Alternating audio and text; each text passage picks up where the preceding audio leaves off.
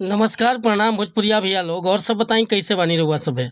उम्मीद करता नहीं रउआ सब ठीक ठाक होखो भैया, और हमहू ठीक बानी। आज उपस्थित बानी रउआ सबके बीच में लेके एकदम ब्रांड भोजपुरी मैटर।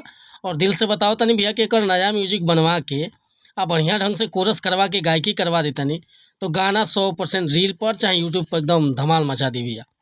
तो चलिए देर न करते हुए मैटर के शुरुआत कल जा कि आखिर कैसे गावे के बा, का एकर धुन बा, का लय बा।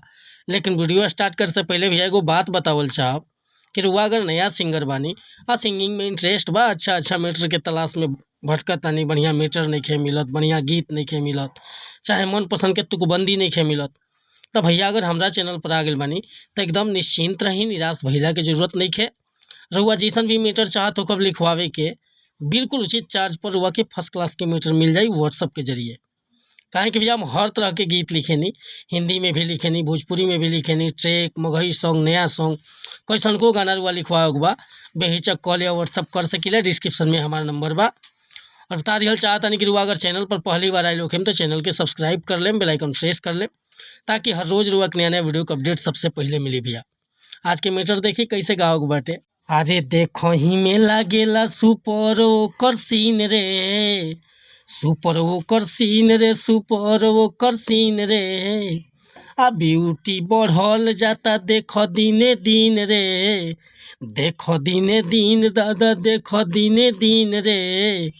अरे देखो ही में लागेला सुपर ओकर सीन रे, आ ब्यूटी बढ़ल जाता देखो दिने दिन रे, लागे कजली के मझली बहिन क मसीन रे, लागे कजली के मझली बहिन क मसीन रे। देखो ही में लागेला सुपर ओकर सीन रे, आ ब्यूटी बढ़ल जाता देखो दिने दिन रे, लागे कजली के मझली बहिन क मसीन रे। हाँ लागे कजली के मझली बहिन क मसीन रे। तो भैया ये मुखड़ा लेकर वह सबके बीच में उपस्थित रहनी है। अगर मैं कोरस करवा के बढ़िया से लाइव म्यूजिक बनवा लेतनी या गा देतनी तो गाना 100% बच जाई भैया। अगर मीटर पसंद बा, फुल गीत लिखवावे के चाहतनी तो बेहिचक हमरा व्हाट्सअप नंबर पर संपर्क कर सकीले। व्हाट्सअप के नंबर बा 8874473128।